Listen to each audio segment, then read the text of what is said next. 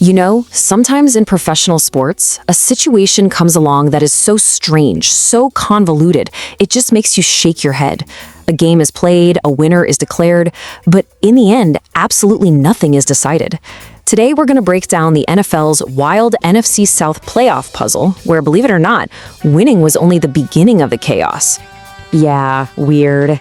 That's the one word that players from both the Carolina Panthers and the Tampa Bay Buccaneers kept using to describe what was going on. And you know what? It's the perfect word. I mean, in football, it's supposed to be simple, right? You win the game, you celebrate, you control your own destiny. But after the Buccaneers just barely beat the Panthers, the path to the playoffs got, well, very, very weird. So, picture this. It's a rain-soaked day in Tampa. The Buccaneers managed to squeak by the Panthers 16-14. Now, normally, a win like that in the final week, that's your ticket to the postseason. But not this time. No, this victory didn't solve a thing. It just made the whole puzzle even more complicated. And this is the part that is just mind-blowing. After playing a full, hard-fought game against each other, the fate of both the Panthers and the Buccaneers was suddenly completely out of their hands. The team that would actually win the division and go to the playoffs, well, their fate now rested entirely on a completely different game between two of their biggest rivals. So what this creates is one of the most awkward, most uncomfortable situations in all of sports. You have to actively root for a team that you absolutely despise. Let's break down exactly what has to happen for each of these teams to make it, because it all comes down to one single game on Sunday. Just look at this. It's so simple and yet so incredibly frustrating for everyone involved. For the Carolina Panthers, the team that just lost, mind you, their only hope is for their other rival, the Atlanta Falcons, to win. And for the Tampa Bay Buccaneers, the team that just won, they need their arch nemesis, the New Orleans Saints, to either win or tie. How wild is that?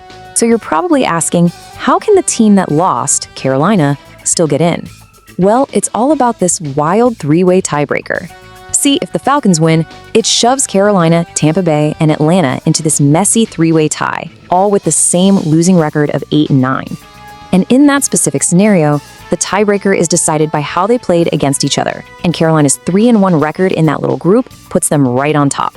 It's like the perfect bank shot into the playoff. So, how often does something like this actually happen? I mean, where a team's entire season is literally in the hands of its most hated rival.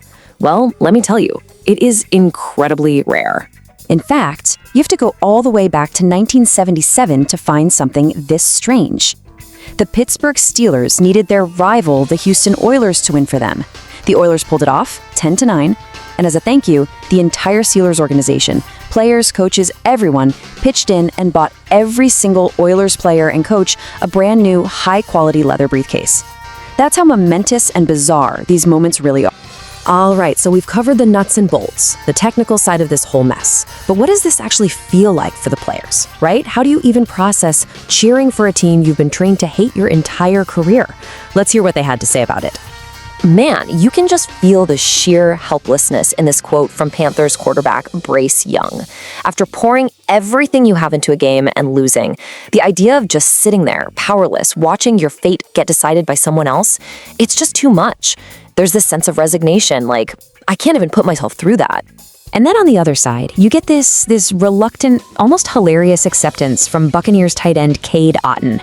He hates saying it, but he knows he has to cheer for the Saints.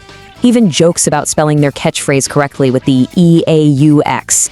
It's that classic, well, I guess this is what we have to do feeling. And it just perfectly captures how absurd this all is. I absolutely love this perspective from Tristan Wirfs because it shows you the mental gymnastics these guys have to do. For him, it's not about actively cheering for the Saints. No way. That's a bridge too far. Instead, he just reframes it in his mind. He's simply going to root against the Falcons.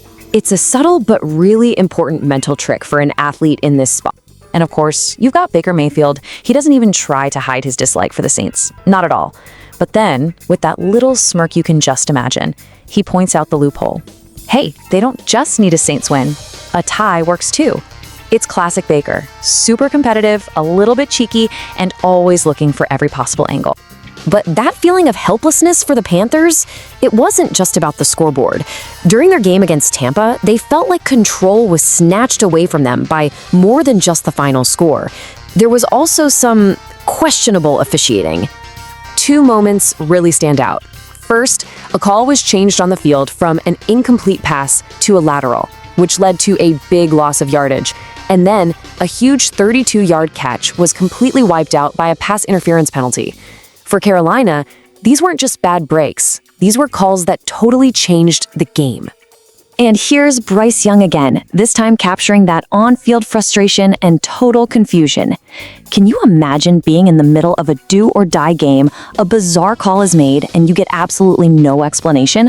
1 minute you're driving, the next you're in a terrible position. That confusion just adds another layer to the sting of the loss. So, the game is over, the controversy is what it is, and now it all comes down to Sunday. Both of these teams, these huge multi-million-dollar organizations filled with some of the best athletes on the planet, are reduced to be nothing more than anxious fans. I mean, after all the practices, all the workouts, all the games, their entire season now hinges on watching TV. Some guys will be at home, others might get together for what Baker Mayfield called a little watch party. But no matter where they are, they'll all be doing the exact same thing, just waiting and hoping a rival does them a massive favor. And this quote from Panthers coach Dave Canales just sums it all up perfectly. After a tough loss, after a weird and frustrating night, there's only one thing left for both of these teams: hope. It's a really fragile kind of hope, sure, one that depends entirely on another team, but it's all they've got. So, the stage is set for one of the most dramatic final days of an NFL season you could ever imagine. You've got two teams, one playoff spot, and a rivalry game that will decide absolutely everything. Who's it going to be? The team that lost their way in or the team that won? It's the perfect puzzle, and all any of us can do now is just watch it unfold.